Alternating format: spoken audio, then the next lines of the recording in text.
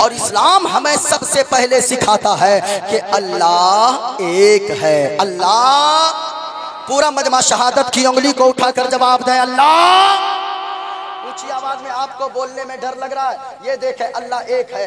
मैं साबित करूंगा कि कैसे अल्लाह एक है। ये देखे मेरे हाथ में ये क्या है, चरखा। इसे क्या बोलते हैं, समझ रहे हैं ना, चरखा, या बंगला में कुछ और बोलते हैं, चरखी।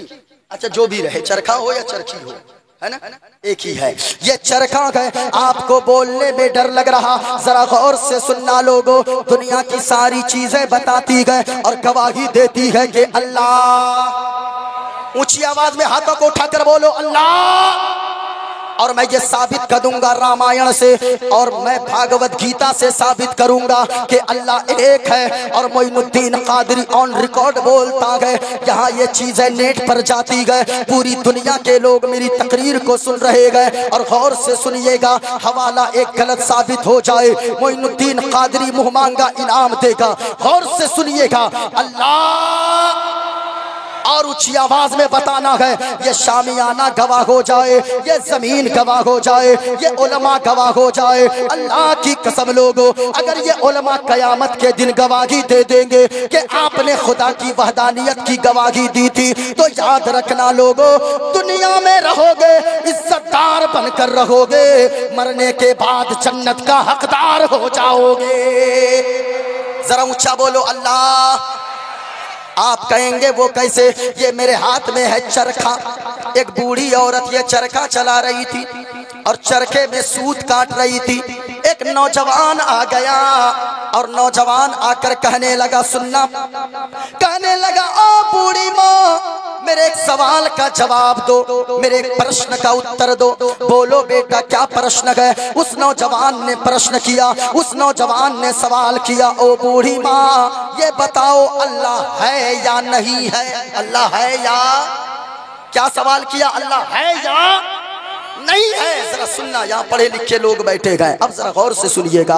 कहा अल्लाह है या नहीं है? अब देखें, बुढ़िया ने एक नजर चरखे को देखा, एक नजर उस नौजवान को देखा, फिर उस बूढ़ी औरत ने एक नजर चरखे को देखा, एक नजर नौजवान को देखा और मुस्कुराकर कहने लगी, बाबू अल्लाह है, अल्लाह।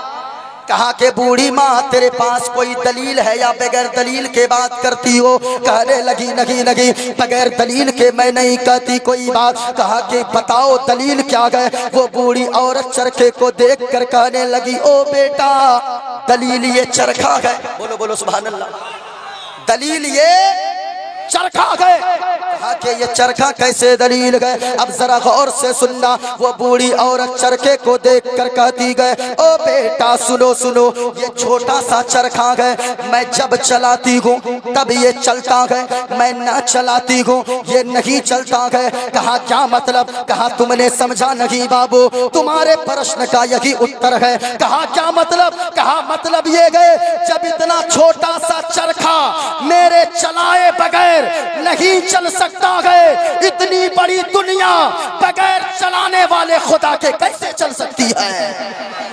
इसलिए ये चरखा बताता है कि अल्लाह है, अल्लाह है। अब उसके बाद फिर नौजवान ने सवाल किया, ओ बूढ़ी माँ, एक प्रश्न का और उत्तर दो। कहा बोलो बाबू। कहा ये बताओ अल्लाह एक है या दो? अल्लाह एक है या ये सवाल किया। जब ये सवाल किया गया, प्रश्न किया गया, बूढ़ी औरत ने फिर चरखे को देखा, फिर नौजवान को देखा, फिर चरखे को देखती है, कहती है बाबू अल्लाह एक है। जरा ऊंचा बोले, क्या कही? अल्लाह। और प्यार से झूम कर आवाज आए, अल्लाह। याद रखना लोगों, आप जब बोलते हो, ये उलमा जब बोलते हैं, तो यजीदी खेमों में जलजला पैदा होता है। और यकीनन जब मुसलमान का बच्चा भी बोलता है, तो चारों तरफ से यही ऐलान आता है और आवाज गूंजती है, इस्लाम था, इस्लाम है, इस्लाम। और ऊंची आवाज में, इस्लाम के बेटो, अगर तुमने इस्लाम का नमक खाया है, तुम्हें सैयदा ज़ैनब के दुपट्टे का वास्ता, तुम्हें मजलूम अली असगर के खून के कतरे कतरे का वास्ता, तुम्हें अली अकबर की शहादत भरी, जवानी भरी शहादत का वास्ता, किसी का हाथ नीचे न रखे, पूरा मजमा हाथों को उठाकर बताओ, इस्लाम था, इस्लाम है, इस्लाम। कुरान था, कुरान है, कुरान और इस्लाम की गर्दन पे हुसैन इब्ने अली का एहसान था, एहसान है, एहसान। माशाअल्लाह माशाअल्लाह, लग रहा है कि जलसा अभी शुरू हो रहा है। इस तेवर में आप तकरीर सुन रहे हैं, जरा सुनना। बूढ़ी औरत कहने लगी अल्लाह, ऊंची आवाज में अल्लाह एक है। अल्लाह अल्लाह याद रखना लोगों, कल से कोई बुलवाने नहीं आएगा। अपनी मुंह में जबान पैदा करो। जो कौम बोलती है उसे उसका हक मिलता है, जो कौम नहीं बोलती है वो कौम मारी जाती है। इसलिए पूरा मजमा जरा सुनना। बूढ़ी औरत चरखे को देखती है, कहती है कि बाबू अल्लाह दो नहीं है बल्कि अल्लाह एक है। का दलील है कोई या बगैर दलील? का क्या दलील है? का क्या दलील है? कहने लगी यही चरखा दलील है, यही चरखा दलील है। कहा कि ये कैसे हो सकता? फिर चरखा दलील? कहा कि हाँ फिर चरखा ही दलील है। कहा कि कैसे? अब उस बूढ़ी औरत ने चरखे के बारे में जो कहा सुनना। इस चरखे के साबित कर दिया बूढ़ी औरत ने कि अल्लाह दो नहीं गए, इस दुनिया का पैदा करने वाला चलाने वाला खालिक और मालिक दो नहीं गए बल्कि एक है। कहा कि ये चरखा कैसे दलील है? बूढ़ी औरत कहने लगी ए बाबू जरा सुनो सुनो बेटा, सुनो सुनो ए नौजवान, ये चरखा दलील इस तौर पे गए, ये छोटा सा चरखा गए, मैं जब अकेली चलाती हूँ इस चरखे को, इसका धागा सीधा निकलता गए, इसका सूता सीधा निकलता गए, और जब दो लोग मिलकर चलाने लगे किसी दिन चरखा को, इसका धागा टेढ़ा होने लगता गए। कहा मतलब क्या गए? कहा मतलब ये गए जब इस चरखे को एक चलाए धागा सीधा निकले, दो लोग मिलकर चलाए धागा गड़बड़ हो जाए, तो इसी तरह अगर इस दुनिया का चलाने वाला तो खुदा हो जाए, तो मालिक हो जाए, तो दुनिया का सारा निजाम गड़बड़ हो जाएगा। ये चरखा बताता है कि अल्लाह एक है। ऊंची आवाज में अल्लाह एक है। सुभान अल्लाह, सुभान अल्लाह। मौजूद है। ये देखें मेरे पास रामायण, ये किताब है मेरे पास, और ये ओरिजिनल रामायण है, इसमें कोई मिलावट नहीं है। ये देखें रामायण किताब है। एक बात और मैं कह दूं डॉक्टर साहब, ऐसे जलसों से अगर हम ऐसी किताबें पढ़कर लोगों को पैगाम देते गए, कुछ लोग कहते हैं मौलाना को ये सब पढ़ने की क्या जरूरत है। मैं कहना चाहूंगा इसलिए ऐसे जलसों से मोइनुद्दीन चतुर्वेदी पढ़ता है, ताकि आने वाला जो मीडिया वाले लोग रहते गए, ये कुछ लोग चिल्लाते गए ये हुकूमत के तलवे चाटने वाली मीडिया, ये चंद टकों पर बिकने वाली मीडिया, चंद सिक्कों पर अपनी जमीर बेचने वाली मीडिया, ये दिन ब दिन चिल्लाती है कि मुसलमान आतंकवादी होता है, मुसलमान आतंकवादी होता है। मैं कहना चाहूंगा ओ मीडिया वालों, तुमने नहीं समझा है मुसलमान के अंदर ऐसा खून होता है। कभी हमारे मदरसों में आकर देखो, हमारे मसाजिद में आकर देखो, हमारे जलसों में आकर देखो, हमारे जलसों से तो हमारे उलमा पैगाम देते गए चांद तारे गगन की जीनत है, फूल कांटे पवन की जीनत है, और हिंदू मुस्लिम को साथ रहने दो, ये हमारे वतन की जीनत है, ये हमारे यहाँ से पैगाम दिया जाता है। लेकिन कुछ लोग कहते हैं कि मुसलमान आतंकवादी। और मीडिया वालों, मुसलमान तो अपने देश से इतना प्रेम करता है कि जब तक जिंदा रहता है जमीन के ऊपर रहता है, जब मर जाता है इसी जमीन के कलेजे में दफन होना पसंद करता है। लेकिन कुछ लोग कहते हैं मुसलमान आतंकवादी। मैं कहना चाहूंगा मुसलमान तो मोहब्बत की बात करता है, मुसलमान तो अकीदत की बात करता है। यहाँ जितने लोग बैठे गए गौर से सुनिएगा, मेरी आवाज ऊपर तक पहुंचनी चाहिए। असल में आतंकवादी कौन है? कुछ दिनों पहले, 2-4 साल पहले, कुछ गंदे किस्म के नौजवान दिल्ली के चौराहे पर खड़े होकर नारा लगा रहे थे दिल्ली की सड़कों पर कि मुल्ले काटे जाएंगे, राम राम चिल्लाएंगे। मैं कहना चाहूंगा और मीडिया वालों, ऐसे लोग तुम्हें नहीं दिखते। असल में आतंकवादी यही लोग हैं जो मुस्लिम और हिंदू के दरमियान नफरत की बीज बोना चाहते गए। और मैं उनसे कहना चाहूंगा, वो 4 लुच्चे लफंगों से जो लोग हिंदू मुस्लिम हिंदू मुस्लिम हिंदू मुस्लिम करते गए, मैं कहना चाहूंगा उन लुच्चों लफंगों से तुम कहते हो मुल्ले काटे जाएंगे, राम राम चिल्लाएंगे तुम्हें मुसलमानों के खून का अंदाजा नहीं है।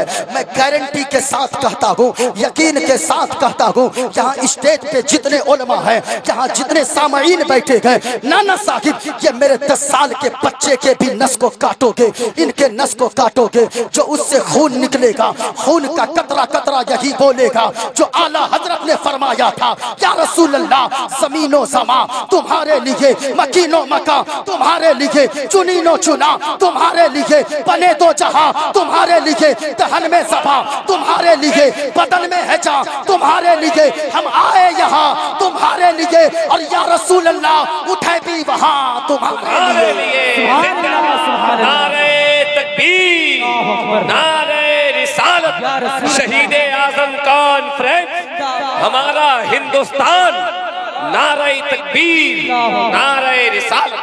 लोग कहते हैं कि अब जरा देखें, ये रामायण से मैं साबित करूंगा कि अल्लाह एक है। हम कुरान पढ़ते गए, हमारे बच्चे कुरान पढ़ते गए, हमारी बीवी कुरान पढ़ती है, हमारी माएँ कुरान पढ़ती है। कुरान क्या कहता है पहले कुरान से पूछते गए, उलमा से पूछिए। उठाइए 30वां पारा, सूरह इखलास को पढ़िए। सूरह इखलास में क्या लिखा गया? बिस्मिल्लाहिर्रहमानिर्रहीम, सुनिएगा। कुल हुवल्लाहु अहद अल्लाहुस समद लम यलिद वलम यूलद वलम यकुल लहू कुफुवन अहद। उठाइए कंजुल ईमान, तर्जमा पढ़िए। ए महबूबा फरमा दीजिए अल्लाह एक है। ऊंचा बोले, ऊंचा बोले। अल्लाह एक है, पाक है, बेऐब है, न माँ है, न बाप है, न औलाद है। जो इन चीजों से पाक पवित्र साफ है, वही हम सबका खुदाए पाक है। देखें, अब ये तो कुरान ने कहा, ये रामायण देखें मेरे हाथ में, रामायण का बालकांड है और पेज नंबर 71 है। इस पे मैंने ये देखें ताकि देखने में आए, मैंने निशान लगा दिया है। रामायण कहता है, मैं देख कर पढ़ रहा हूँ, एक लफ्ज इधर उधर नहीं गए। ये ओरिजिनल रामायण है। कहा कि बिन पद चले सुने बिन काना, बिन पद चले सुने बिन काना, कर बिन करम करे पृथ्वी नाना, आनन रगत सकल रस भोगी, बिन पानी भगता बल जोगी। ये देखे रामायण। कहा के लोगों, अब जो मंत्र मैंने पढ़ा इसका खुलासा देखें। ये किताब मेरे पास है, श्री रामचरितमानस। ये देखें, श्री रामचरितमानस का बालकांड है। जब मैंने उस चौपाई, रामायण की चौपाई का खुलासा तलाश करना शुरू किया, ढूंढते ढूंढते एक किताब हाथ लगी, जिस किताब का नाम है श्री रामचरितमानस। इस किताब का पेज नंबर 130 है। इस किताब पे उसी चौपाई का तर्जमा लिखा गया। हमने कहा क्या मतलब है? जब इसमें हमने पढ़ा, कहा बिन पद चले सुने बिन काना। कहा लोगों, पूरी दुनिया का पैदा करने वाला खालिक वो है, पूरी दुनिया का चलाने वाला मालिक ऐसा है। बिन पद चली सुने बिन काना, जो चलता है लेकिन हमारे आपके तरफ पाँव नहीं है, जो सुनता है हमारे आपके तरह कान नहीं है, जो देखता है हमारी तरह आंखें नहीं है, जो पकड़ता है हमारे तरह हाथ नहीं है। कहा क्या मतलब? कहा कि अल्लाह वो है, इस दुनिया का पैदा करने वाला खालिक और मालिक वो है, जो चलता है लेकिन पाँव नहीं है। यानी पाँव से पाक, हाथ से पाक, आंखों से पाक, कान से पाक, नाक से पाक, जिस्मो जिस्मानियत से पाक, माँ से पाक, बाप से पाक, औलाद से पाक, जो इन चीजों से पाक पवित्र साफ है, वही हम सबका खुदाए पाक है। और वो अल्लाह और भी बहुत सारी किताबें मौजूद है।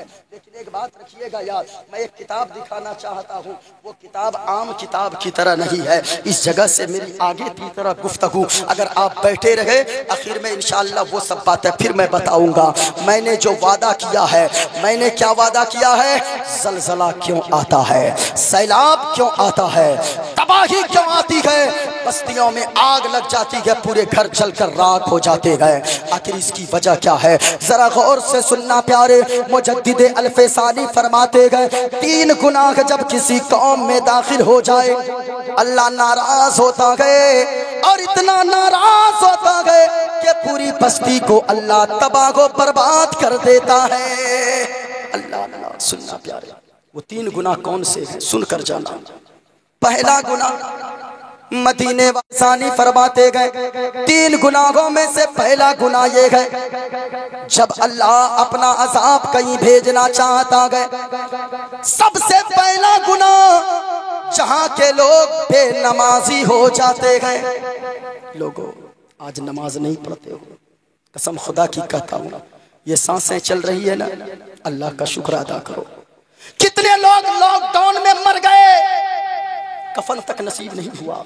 कितने लोगों को वो बुलडोजर से गड्ढा खोद कर उसे जमीन में गाड़ दिया गया, अल्लाह ने अब तक जिंदा रखा है। आपने क्या सोचा है? कभी सोचा अगर अल्लाह ने अब तक जिंदा रखा गए, कभी सोच लेना प्यारे, अगर तेरी मौत जवानी में हो गई। हाँ हाँ लोगों, हमने भी कितने जवानों को कब्रिस्तान पहुंचाकर अपने हाथों से मिट्टी दिया है, अपने हाथों से दफन किया है। आपने भी कितने नौजवानों को दफन किया होगा।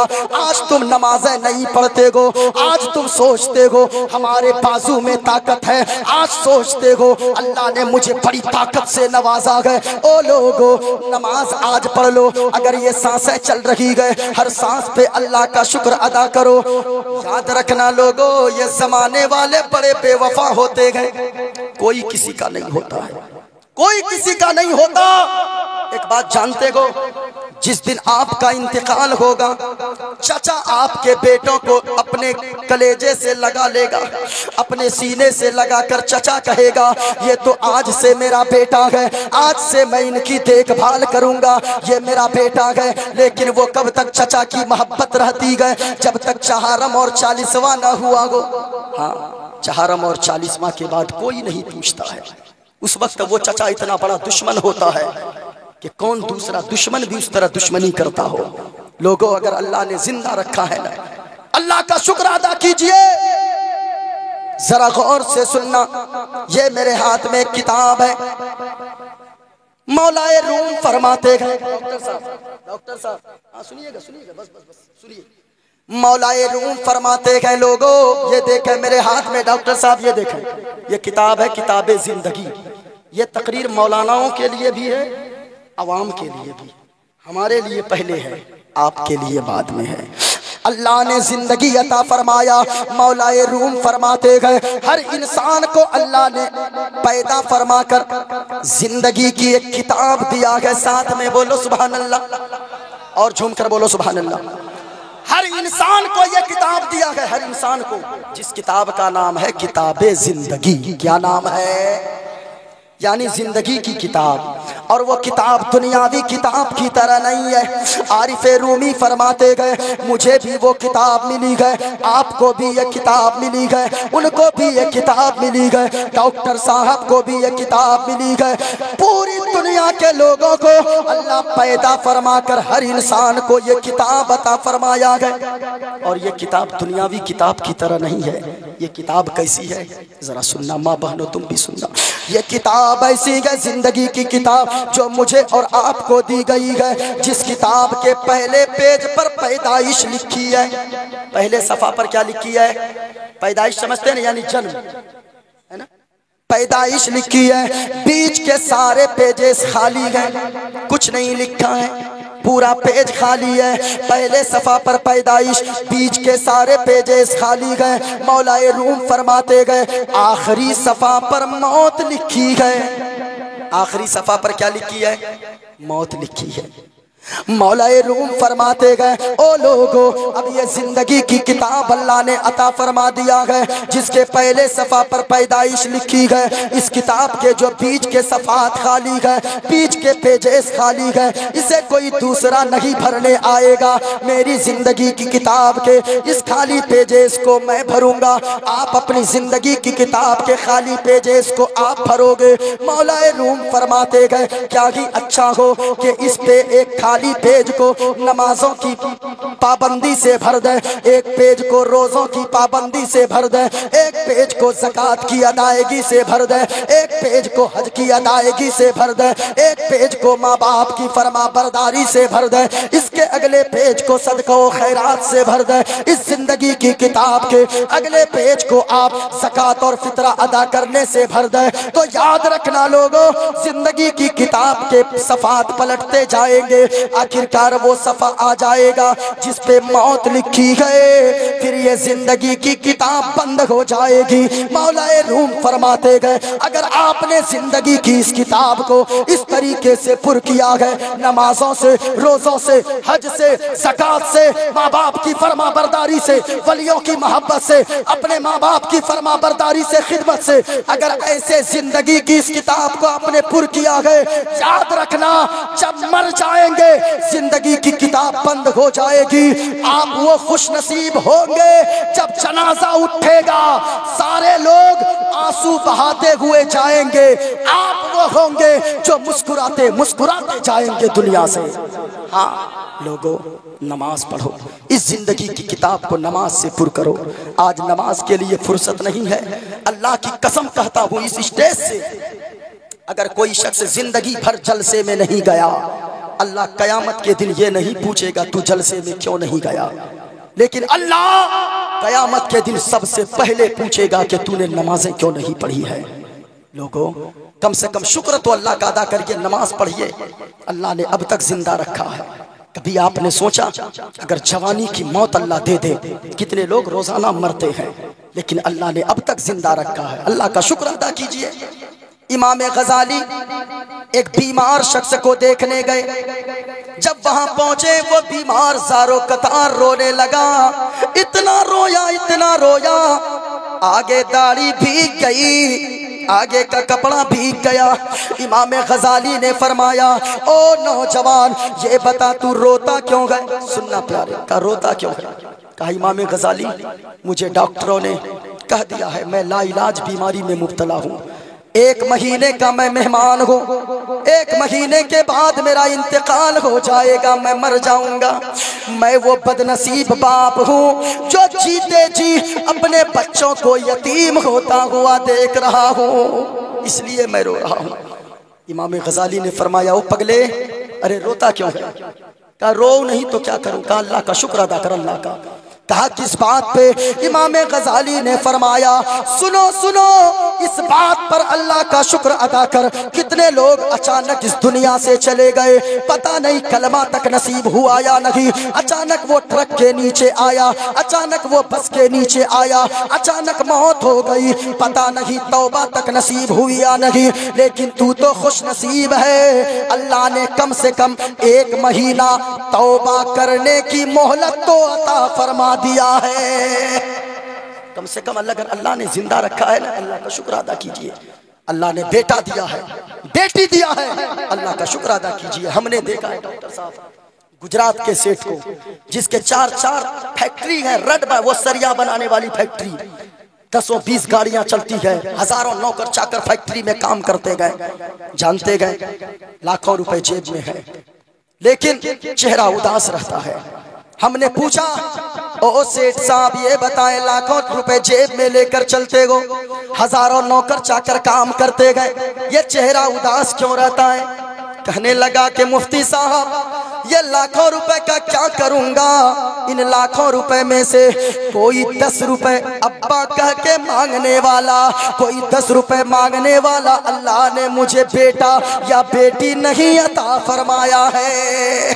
अल्लाह कभी सोचा है लोगों, 8-10 घंटा इंसान ड्यूटी करता है, जब जाता है ना घर, अपने बच्चे को देखता है, कलेजे में ठंड पड़ जाती है, सारे थकन को एक बाप भूल जाता है।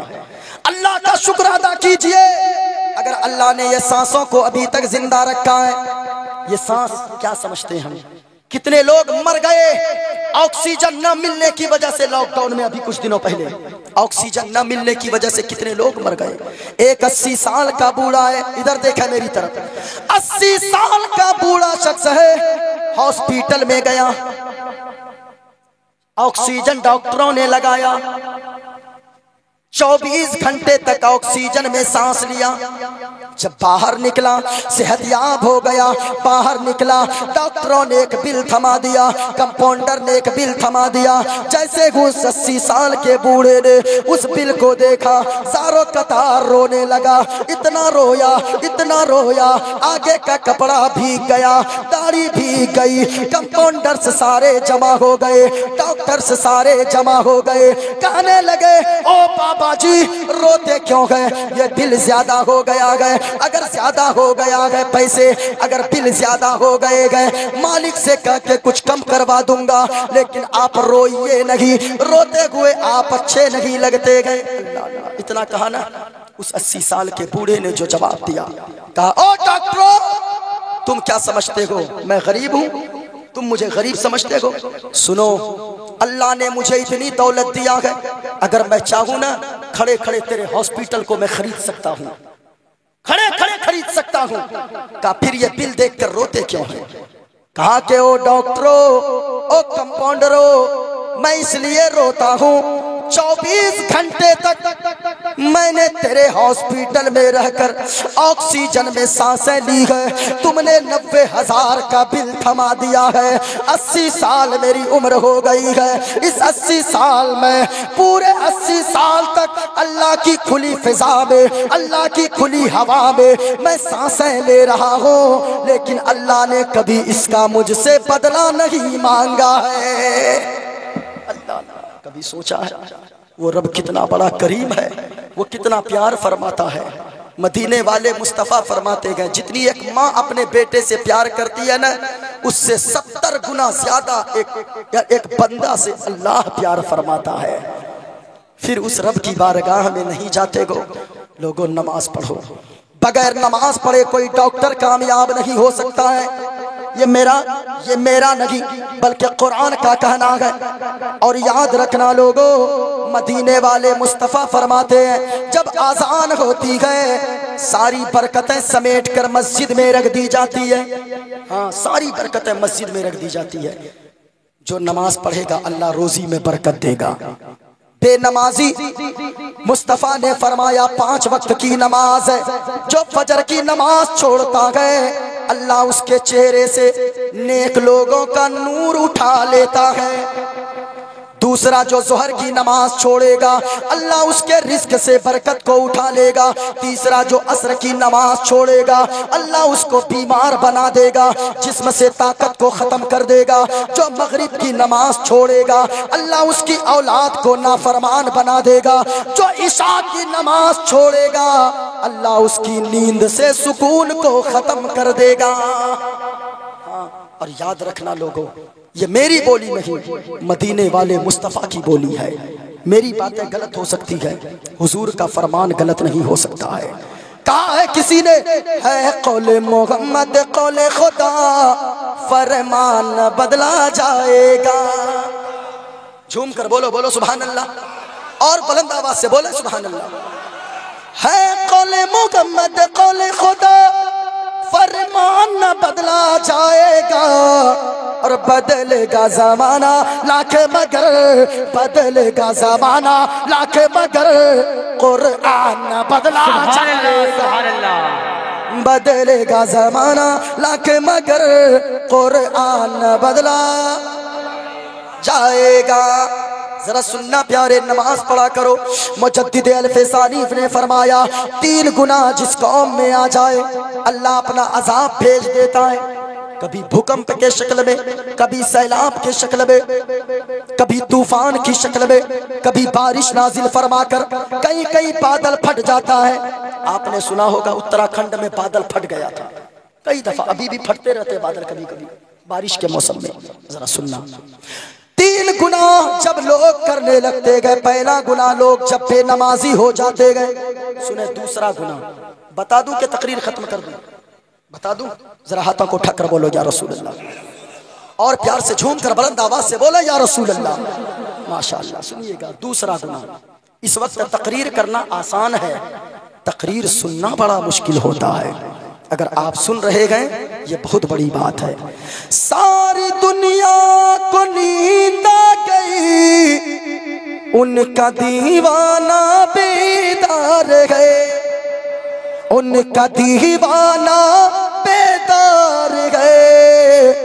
आपकी फैसला कीजिए कौन जन्नत का हकदार है, कौन जन्नत का हकदार है। सुने कितने गुनाह, कितने गुनाह।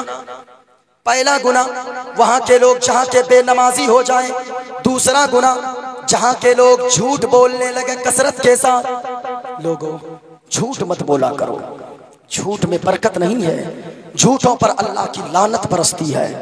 ये झूठ ने कितने घर को तबाह कर दिया। माँ बानो आप भी सुनना, डॉक्टर साहब जरा सुनिएगा, ये झूठ ने कितने घरों को तबाह कर दिया, कितने घरों को तबाह कर दिया। हाँ, एक हिकायत में पढ़ रहा था कि झूठ ने घर को कैसे तबाह किया है। एक बादशाह था, उसकी एक बीवी थी रानी। दोनों एक दिन बाजार गए एक नौकर खरीदने, गुलाम खरीदने। गौर से सुनिएगा और सोचिएगा कि झूठ घर को कैसे तबाह करती है। वो बादशाह और उसकी बीवी रानी यानी राजा और रानी दोनों गए बाजार। पहले के जमाने में लोग नौकर खरीदते थे, गुलाम खरीदते थे। सुनिएगा, जब बाजार पहुंचे किसी गुलाम की कीमत 1 लाख, किसी गुलाम की कीमत 50,000, किसी गुलाम की कीमत 25,000। एक गुलाम ऐसा नजर आया जिसका मालिक चिल्ला रहा था इस गुलाम की कीमत सिर्फ 10,000 रुपए। कितना कहा, कितना कहा? ऊंचा बोलो, ऊंचा बोलो। कितना का? सिर्फ 10,000 है। बीवी बड़ी चालाक होती है, वो बीवी कहने लगी, रानी कहने लगी अपने बादशाह से, बादशाह सलामत मेरे शौहरे नामदार, ये तो बड़ा अच्छा है, बहुत सस्ते में मिल रहा है, चलिए चलकर इसी को खरीद लेते हैं, पैसा ज्यादा लगाकर क्या करेंगे, आप बादशाह है, डर से काम करेगा ही। अब गए दोनों, शौहर बीवी, बादशाह और उसकी बीवी दोनों गए। पूछा मालिक से, बेचेगा गुलाम? कहाँ बेचूंगा।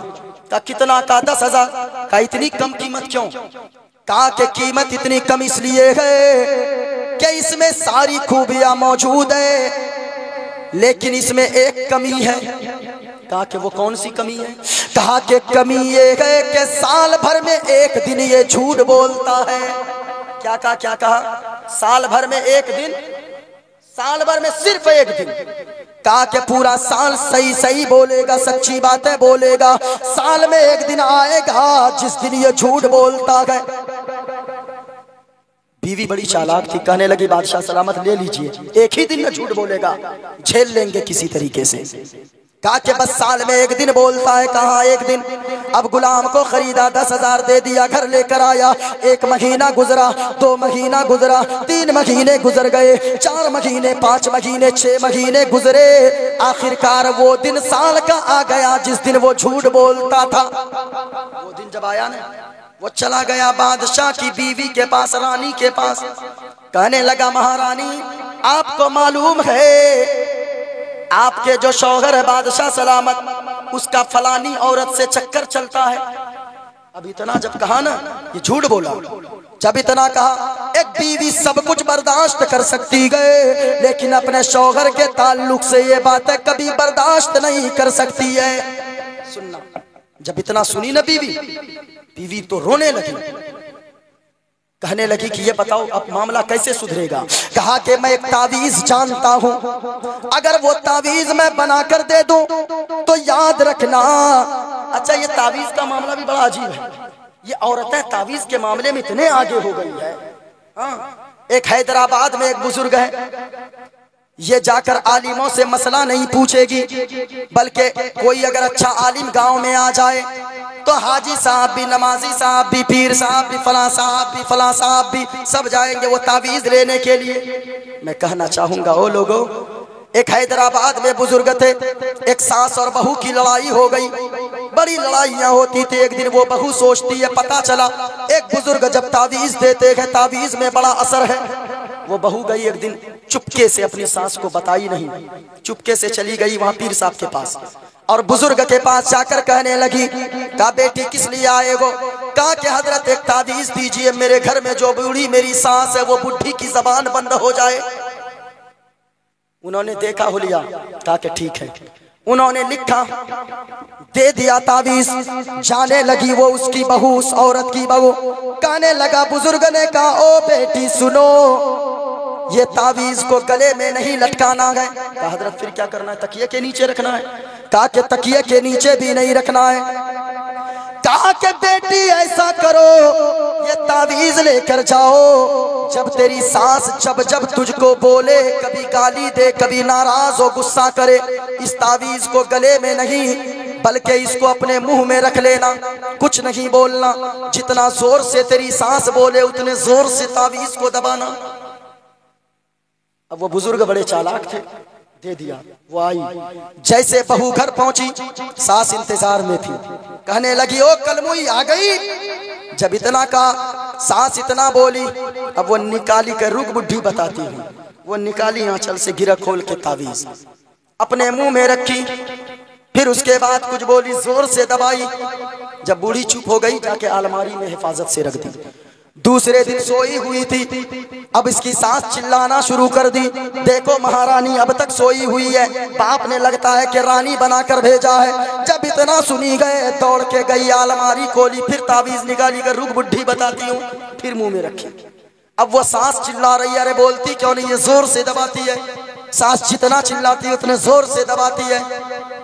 जब वो सास देखी, 2 दिन गुजरे, 3 दिन गुजरे, कुछ बोलती नहीं है, तो चौथे दिन, 5वें दिन जाकर अपनी बहू के पांव भी दबाने लगी। कहने लगी, बहू जब तू कुछ नहीं बोलती गए, तू अगर मुझे माँ समझती गए, तो मैं भी तुझे आज से बेटी समझती हो।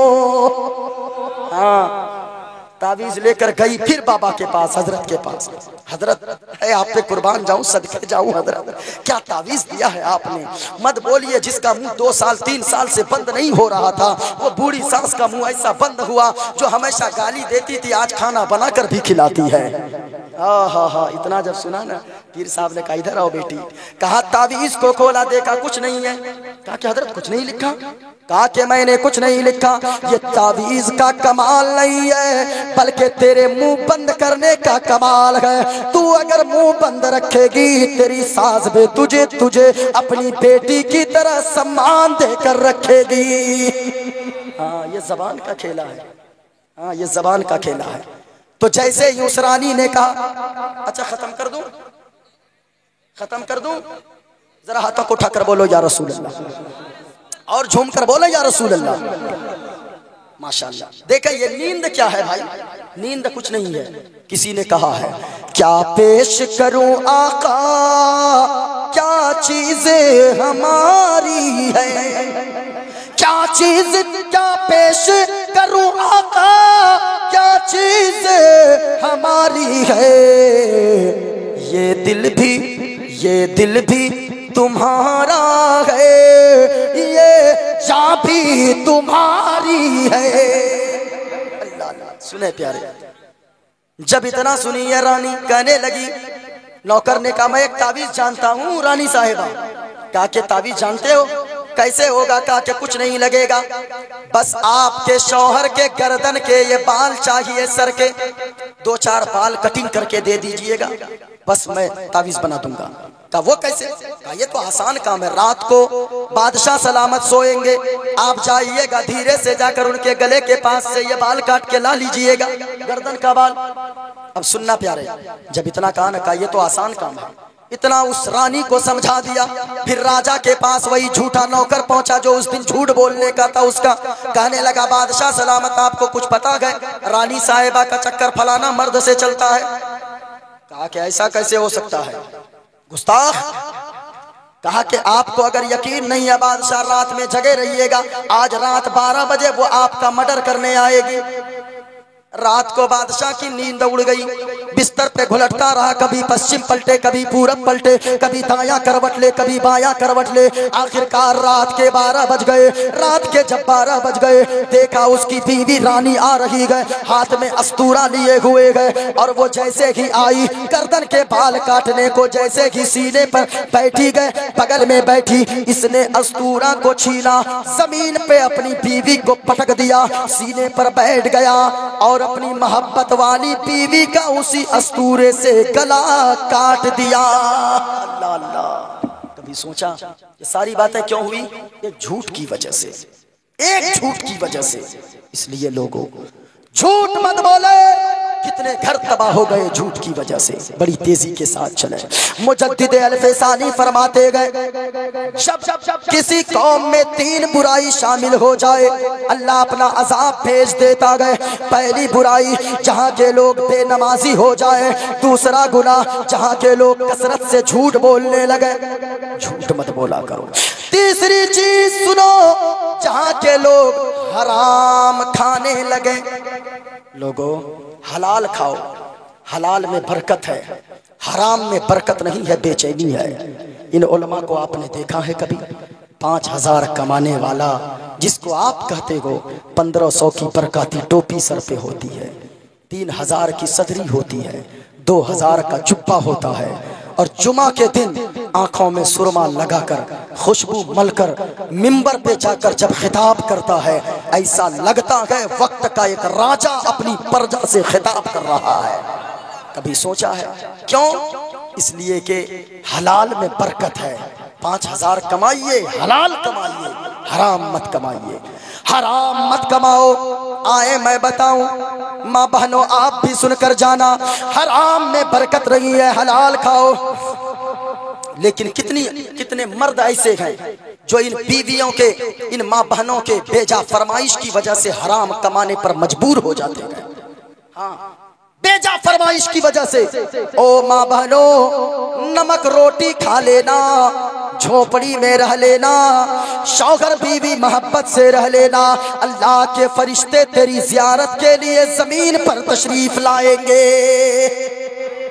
सुनो, हलाल में बरकत है। कैसे? हराम में सुकून नहीं है। हराम जो कमाएगा उसको चाहे करोड़ों कमा लेगा, सुकून अल्लाह नहीं देगा, सुकून की दौलत नहीं देगा। सुना, इमाम गजाली फरमाते हैं, एक मजदूर था, बूढ़ा हो गया, दाढ़ी सफेद हो गई, खाने को घर में जब कुछ मिलने न लगे इतना कमजोर हो गया, चलने के लायक नहीं रहा। सुनना प्यारे, इमाम गजाली क्या फरमाते, माँ बहनों आप भी सुनना। आखिरकार 1 दिन गुजरा, 2 दिन, 3 दिन, 4, 5, 6 दिन गुजर गए, चूल्हे में आग तक नहीं जली। अल्लाह अल्लाह, 7 दिन गुजर गए, चूल्हे में आग तक नहीं जली। अचानक बीवी आ गई, शाम के वक्त कहने लगी, ओ मेरे सरताज, उस मजदूर से कहने लगी जो कमजोर हो गया था, सफेद दाढ़ी हो गई थी, वो अब कमा नहीं सकता था। साहिब, अगर कोई मजदूर को रिक्शा चलाते देखे ना तो आप ये सोचे कोई खुशी में रिक्शा नहीं चलाता है। हाँ सुनिएगा, अल्लाह अल्लाह, वो मजदूर की बीवी आकर कहने लगी, मेरे सरताज 7 दिन हो गए घर में के चूल्हे में आग तक नहीं जली है, बच्चे भूख की वजह से बिलक रहे गए, मैं भी बड़ी भूखी हूँ, आप भी सिर्फ पानी पर गुजारा कर रहे गए। ए मेरे सरताज, मेरे शौहरे नामदार, ऐसा करे कहीं मजदूरी करने जाए, काम पर जाए, काम करके कुछ आटा और चावल लाइएगा, रोटी बनाऊंगी, आप भी खाइएगा, बच्चे भी और मैं भी साथ मिलकर खाएंगे। सुभान अल्लाह। जब बीवी इतना कही ना, रात को शौहर सोया, सुबह आजान हुई, फजर की आजान हुई है, बीवी अपने शौहर के पांव को दबाकर उठाती है, बेदार करती है, नींद से जगाती है, उठ जाए मेरे सरताज, फजर की आजान हो गई है। वो बीवी लोटे में पानी लेकर आई, खुद भी वजू की, शौहर को भी वजू कराई। जब शौहर वजू कर लिया है, गौर से सुनना प्यारे, अब वजू कर लिया, बीवी ने मुसल्ला बिछाया, शौहर ने नमाज अदा किया, बीवी भी नमाज अदा करती गए। जब दोनों ने नमाज अदा कर लिया, बीवी अंदर गई, एक कुदाल लेकर आई। कुदाल समझते हैं? कुदाल क्या बोलते हैं? फावड़ा, कुदाल बोलते हैं ना। वो कुदाल लेकर आई, एक हाथ में झोला लेकर आई। सुनना प्यारे, सुनना, आखिरी बात सुनकर जाना। कुदाल लेकर आई, झोला लेकर आई, आकर अपने शौहर के हाथ में दे दी और कहने लगी, मेरे सरताज चाहिए, कुछ कमा कर लाइए मजदूरी करके। जैसे ही उसके शौहर ने, बूढ़े शौहर ने बाहर घर के कदम रखा ना, बीवी दौड़ कर आ गई, कहने लगी, मेरे सरताज आज आप पहला दिन काम पर जा रहे गए, लेकिन मुझसे एक वादा करके जाएं। एक वादा ये करे कि आप कमाने तो जा रहे हैं, मैं भूखी और 2-4-10 दिन क्या महीनों रह लूंगी, लेकिन मुझसे वादा करें आप कमा कर लाएंगे, हलाल कमा कर लाएंगे, हराम कमा कर घर नहीं लाएंगे। अल्लाह, वो बीवी थी। ओ माँ बहनों, कभी सोचा है तुमने, कभी ये फरमाइश तुमने की है? तुम तो बेजा फरमाइशें करती हो। फला ने अपनी बीवी को ऐसे लहंगा चुनरी दिया है, फला ने ऐसी साड़ी खरीद कर दिया है। तेरा शौहर मजबूर होता है, तुम्हें ये मालूम नहीं तेरा शौहर जब भद्रक काम करने जाता है, तेरा शौहर जब खड़गपुर जाता है, तेरा शौहर जब कोलकाता जाता है, हमने देखा गए 20 ईंट और 30 ईंट लेकर वो 10 मंजिला वो मजदूर 10 मंजिला मकान, पीठ पे ईंट लेकर 10 मंजिला मकान की छत पे चढ़ जाता है। तुमको नहीं पता, तुम्हें नहीं पता तेरा शौहर किस तरह कुदाल चलाता है। तुम तो फरमाइशों में जिंदगी गुजार देती हो। अल्लाह अल्लाह सुनना, जब वो गया है जाकर मजदूरों की लाइन में लग गया, जिस चौराहे पे मजदूर खड़े रहते थे, सारे लोग आए, हट्टे गुट्टे नौजवान मजदूर को लेकर चले गए। इस बूढ़े शख्स को किसी ने न पूछा, ओ लोगों अगर मजदूर किया करो ना, अगर 4 मजदूर रखो, 3 मजबूत रखो, एक उनको भी रखो जिसे कोई गांव में नहीं मजदूरी पे ले जाता है, कोई नहीं पूछता है। मैं यकीन के साथ कहता हूँ, जिसे कोई नहीं पूछता है उसे आप अपने यहाँ लेकर चले जाना। 2-4 ईंटें कम उठाएगा, 2-4 कुदाल कम चलाएगा, 2-4 बांस कम काटेगा, लेकिन कभी ये सोच लेना इसे तो कोई नहीं पूछता है।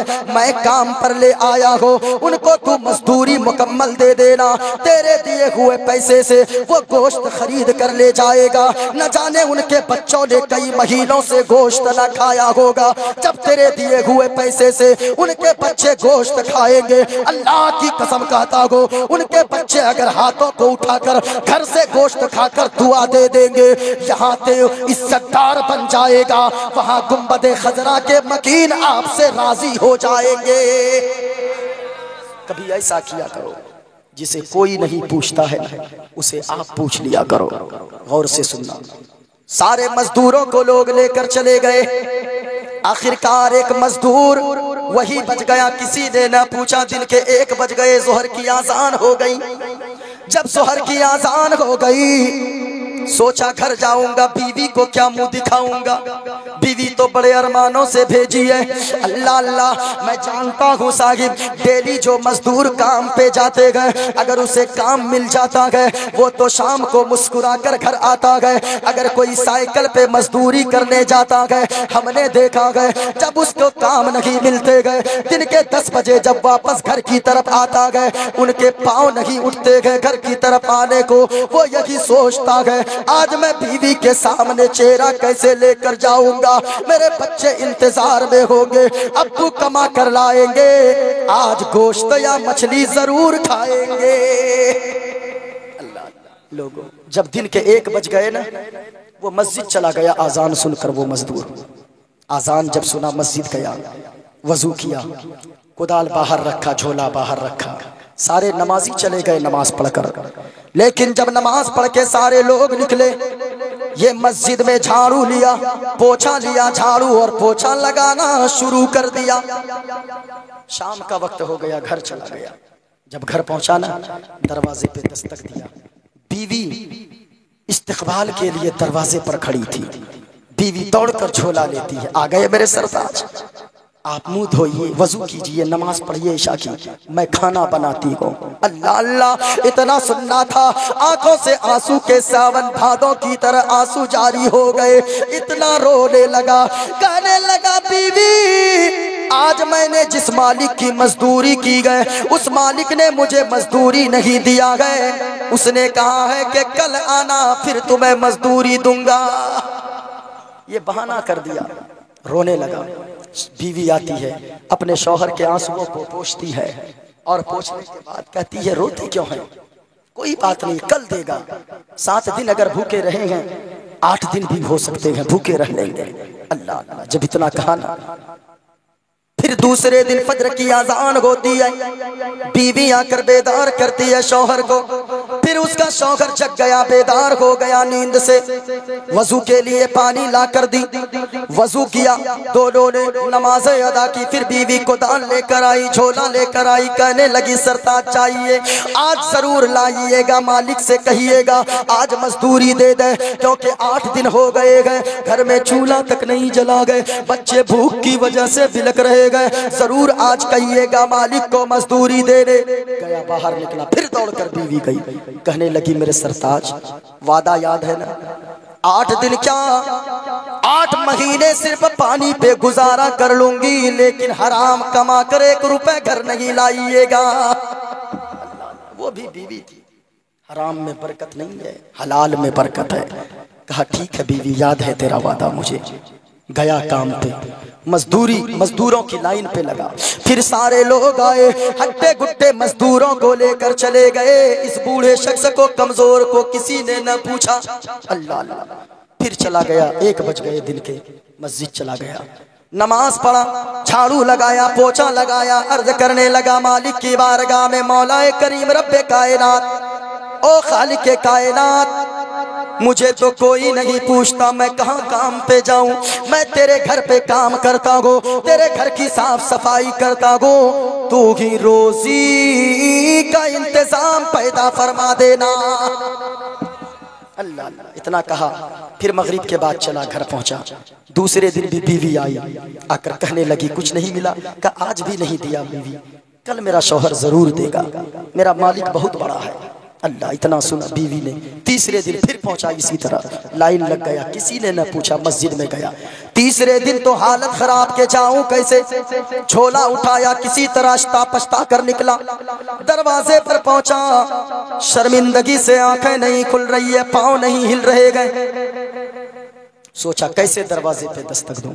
अचानक देखा घर के आंगन से, चूल्हे से धुएं के निकलने की रोशनी आ रही है, धुआं निकल रहा है। सुभान अल्लाह। जिस घर में आग तक नहीं जल रही थी चूल्हे में 8 दिनों से, आज आग जल रही है। अल्लाह। ये सोचता है क्या मतलब है। दरवाजे पे दस्तक दिया, बीवी दौड़ कर आई, रुमाल लेकर आई, कहने लगी लोटे में पानी ली, कहने लगी आप वजू कीजिए, ईशा की नमाज पढ़िए, मैं अभी खाना बना रही हूँ, रोटी बन गई है, बस सालन बनने वाला है, आप नमाज से फारिग होइए, आप भी बैठिएगा, मैं भी बैठूंगी, बच्चों को साथ लेकर खाना खाएंगे। शौहर बिल्कुल हक्का पक्का रह गया। शौहर अजीब कैफियत में आ गया, बीवी ये इंतजाम कहाँ से हुआ। कारे आपके जिस मालिक के यहाँ आप नौकरी करते, काम करते, उस मालिक ने आपको बताया नहीं। कहा कि नहीं बीवी। कहा कि आपके मालिक का एक कासिद आया था, एक गुलाम आया था, और वो आया था, 1 दिन का राशन नहीं दिया गया, बल्कि 1 महीने का राशन देकर गया है। बोलो बोलो बोलो सुभान अल्लाह। कहा 1 महीने का राशन देकर गया है। कहा कुछ पैगाम भी दिया है। कहा कि कह के ये गया है, आपके मालिक ने पैगाम भिजवाया है कि तुम अपने शौहर से कह देना वो काम में कमी न करे, मैं मजदूरी देने में कमी न करूंगा। अल्लाह अगर चाहता है ना, कम पैसों में भी बरकत अता फरमा देता है। हलाल कमाइए, हराम से बचिए। हराम में सुकून नहीं है, हलाल में सुकून है। माँ बहनों, अगर शौहर गरीब भी हो, झोपड़ी में रहते हो, ऐसा करना, नमक रोटी खा लेना, झोपड़ी में रहना, लेकिन कभी शिकायत मत करना, शौहर को मजबूर मत करना। तुम दोनों मोहब्बत से रहोगी तो यकीनन तेरी औलाद को अल्लाह वो हौसला देगा। तेरा बेटा बड़ा होगा तो मुस्तफ़ा का फरमा बरदार बनेगा, तेरा भी फरमा बरदार बनेगा। ये 3 गुनाह जिस कौम में शामिल हो जाए, मुजद्दिद अल्फसानी फरमाते गए कि अल्लाह वहाँ पर अपना अज़ाब भेजता है, कभी जलजला की शक्ल में, कभी तूफान की शक्ल में। इसलिए लोगों, आप अगर चाहते गए हमारे ऊपर जलजला ना आए, तूफान ना आए, भूकंप उस तरह ना आए जिस तरह तुर्की में आया, जगह जगह भूकंप आई, तो आप इन चीज़ों से बचिए। नमाज की पाबंदी कीजिए, उलमा के करीब आइए। जितने लोगों ने मिलकर महफिल को सजाया, अल्लाह सबों को बेहतरीन बदला अता फरमाए। आपने यहाँ बैठकर इतनी चीज़ें सुना, अल्लाह सबों के यहाँ बैठने को कबूल फरमाए। इस बस्ती पर अल्लाह अपना ख़ास फजल फरमाए। अल्लाह ताला की बारगाह हमें दुआ है, अल्लाह ताला हमें माँ बाप की फरमा बरदारी करने की तौफीक अता फरमाए। लोगों, माँ बाप की फरमा बरदारी हमेशा किया करें, माँ बाप की फरमा बरदारी। आज तो लोग लाखों रुपए लाकर जलसों में लुटा देते हैं। ओ साहिब, लुटाइए, ये पैसे जो आपने दिया ना, दीजिए अपने उलमा को। लेकिन कितने घर हमने डॉक्टर साहब ऐसे देखे हैं जिसमें माँ की दवा के लिए पैसे बच्चों के पास नहीं होते हैं। हाँ, एक दो मरतबा अगर माँ पैसे मांग लेना तो वो बच्चे झिड़क कर बात करते हैं, सारी दौलत क्या तेरे पीछे लगा दूं। मैं कहना चाहूंगा, ओ साहिब, ओ नौजवान, याद रखना, अगर माँ नाराज हो ना, बाप नाराज हो, जलसों में आना बेकार है, नमाजें बेकार हैं, रोजे बेकार हैं। माँ बाप को राजी कर लो।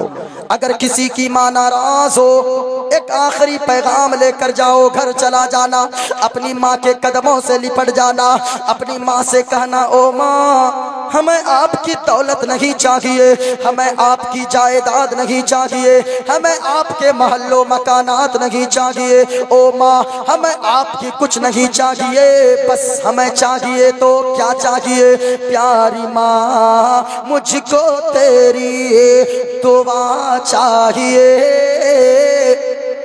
अब आखिरी वक्त है, 2-4 मिनट जरा पूरा मजमा मिलकर पढ़ लीजिए। जिनको माँ से जितनी मोहब्बत है, पूरा मजमा मिलकर पढ़िएगा। दुआ चाहिए। क्या पढ़ना है? चाहिए। जोर से पूरा मजमा हाथों को लहरा कर पढ़िएगा। जिनको माँ से जितनी मोहब्बत है, मैं दुआ करता हूँ मौला करीम सबों को इनके माँ के कदमों के सदके में जन्नत नसीब अता फरमा देना। पूरा मजमा हाथों को लहरा कर, प्यारी माँ, मुझको तेरे दुआ। और ऊंची आवाज, इधर वाले और इधर वाले सब लोग मिलकर, जितने मर्द बैठे हैं मर्द पढ़ेंगे, स्टेज वाले, नीचे वाले सिर्फ औरतें चुप रहेंगी। प्यारी माँ, मुझको तेरे दुआ। और ऊंची आवाज में, प्यारी माँ, मुझको तेरे दुआ चाहिए, और तेरे आंचल की ठंडी हवा, तेरे आंचल की ठंडी हवा चाहिए। एक शेर पढ़ दूं, ज़हन में आया है। लोरी गा गा के मुझे को सुलाती है तो, और मुस्कुरा कर सवेरे जगाती है तू। ओ साहिब, माँ के बेदार करने में जो मजा है ना, अभी रोजा आएगा ना, रमजान का महीना, सब कुछ तो रहेगा। जिसकी माँ नहीं है ना, तो माँ जब बेदार करती, भले ही मस्जिद से ऐलान होता हो, लेकिन माँ जब कहती ना, बेटा मेरा लाल उठ जा, सहरी का वक्त हो गया है, माँ की आवाज में जो मिठास है ना, वो दुनिया में किसी औरत की मिठास उस आवाज में नहीं है। हाँ। लोरी गा गा के मुझे को सुलाती है तो, और मुस्कुरा कर सवेरे जगाती है तो, मुस्कुरा कर सवेरे जगाती है तू। हमको इसके सिवा और क्या चाहिए? प्यारी माँ, मुझको तेरी दुआ चाहिए, तेरे आंचल की ठंडी हवा। एक शेर और ज़हन में आ गया है, जरा पूरा मजमा हाथों को लहरा कर बोलो या रसूल अल्लाह। और बुलंद आवाज से जितनी ताकत अंदर है झूम कर बोलो सुभान अल्लाह। नहीं, अरे माशाल्लाह माशाल्लाह माशाल्लाह। बस ये आप लोगों की मोहब्बतें हैं, मैंने बोल दिया है। इस वक्त मैंने क्या कहा, तकरीर करना आसान है, आप लोगों ने सुन लिया है, ये बहुत बड़ी बात है। वरना तो लाखों का मजमा जहाँ होता है, वहाँ भी लोग इतनी रात तक नहीं बैठते हैं। हाँ, लेकिन ये आपकी मोहब्बत है। आप लोगों ने जो जलसा सजाया, आज का ये जलसा हजारों कॉन्फ्रेंसों पर भारी है। हाँ, क्योंकि आज का जलसा किसी दुनियादार के नाम पर नहीं, शहीद आजम इमाम हुसैन के नाम पर सजाया गया है। सुभान अल्लाह, सुभान अल्लाह। सबका बिल मुबारकबाद है। हाँ, प्यारी माँ मुझको तेरी दुआ और तेरे आंचल की ठंडी हवा, तेरी खिदमत से दुनिया में इज्जत मेरी ओ माँ, तेरी खिदमत से दुनिया में इज्जत मेरी, और तेरे कदमों के नीचे है जन्नत मेरी, तेरे कदमों के नीचे है जन्नत मेरी। उम्र भरे सर पे साया, उम्र भरे सर पे साया तेरा चाहिए, प्यारी माँ मुझको तेरी दुआ, तेरे आंचल की ठंडी हवा। अल्लाह सबों को शादो आबाद रखे, अल्लाह सबों को खुश रखे। यहाँ इस बस्ती पर अल्लाह अपना ख़ास फजल फरमाए। अल्लाह ताला जुमला उलमा, जुमला अराकीन, जुमला कमेटी के नौजवान, बूढ़े, बच्चे, जितनी औरतें यहाँ आई सबों को अल्लाह सलामत रखे। खूब की सैर चमन फूल चुने शाद रहे, बागबा जाता हूँ मैं गुलशन तेरा आबाद रहे। पूरा मजमा पढ़ लें। अस्तगफिरुल्लाह रब्बी मिन कुल्ले ज़ंबियों व अतूबु इलैह। कलमा शरीफ पढ़ ले, ला इलाहा इल्लल्लाह, बुलंद आवाज से ताकि सीना साफ हो जाए। ला इलाहा इल्लल्लाह, बुलंद आवाज से ला इलाहा इल्लल्लाह मुहम्मदुर रसूलुल्लाह सल्लल्लाहु तआला अलैहि वसल्लम। अर्श और